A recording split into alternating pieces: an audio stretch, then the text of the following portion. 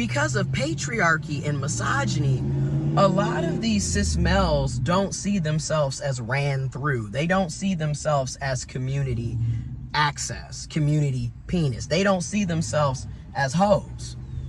But that's exactly what a lot of these cis males are. They're hoes. Bona fide whores. Okay? And they're the worst type of hoe.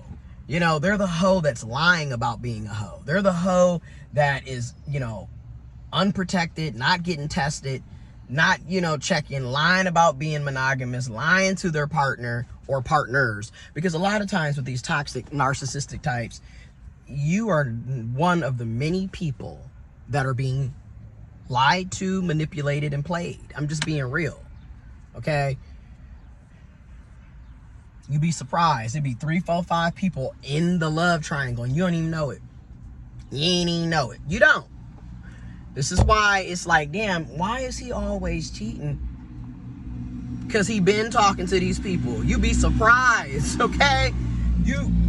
Or why is she always cheating? Or why are they always cheating? And then all these people, anyways, he done dragged her, right?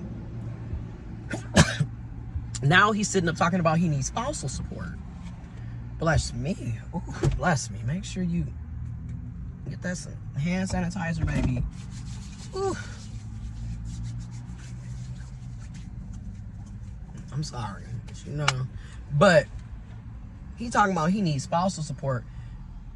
Nigga, you committed infidelity, adultery, the entire marriage. You also both decided to have joint custody. So why should she be paying alimony, which is essentially what spousal support is?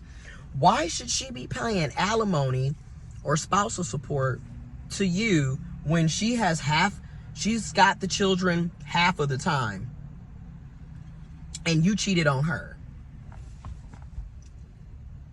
And also, cis males, y'all always want to talk about being men and being alpha men, and you're the real man, because us intersex, us trans men, us gay queer men, etc., we're not seen as being real men.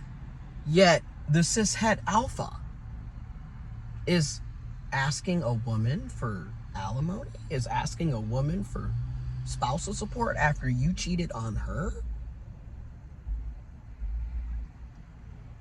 And this happens when the other person that you're getting a divorce from, whether it's a man, woman, intersex, trans, non-binary, the other person you are trying to get a divorce from will request alimony, spousal support, because they feel like they don't make enough money to maintain the level of comfort and lifestyle that they were able to have when y'all were married.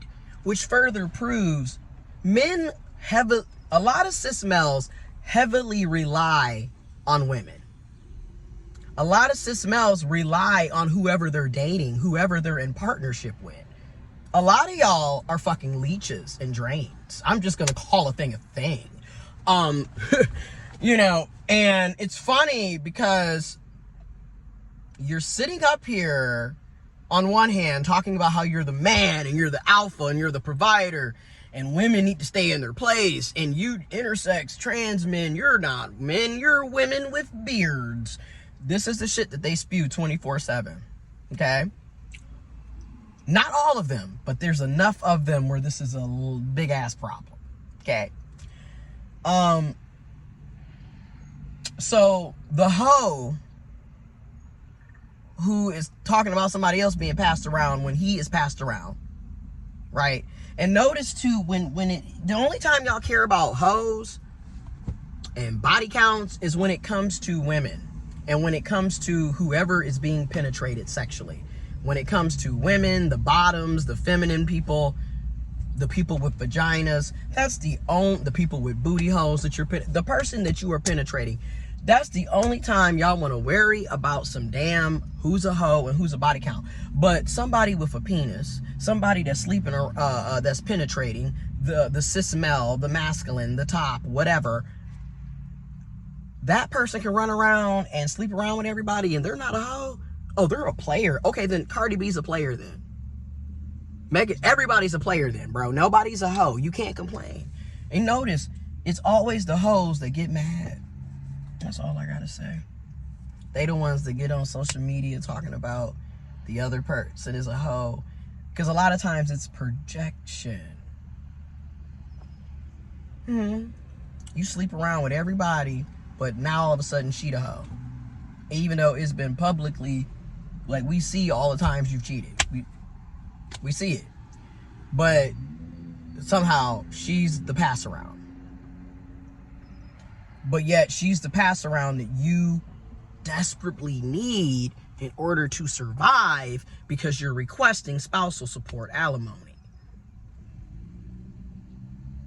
What happened to all of your money, Offset? I mean, literally, you were in arguably one of the greatest rap groups of the millennial Gen Z era. Arguably. Like, they killed the game for shit 10 years.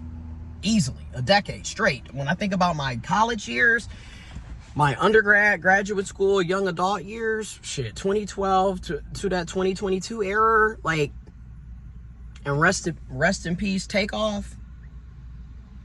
Rest in peace for Takeoff. Moment of silence.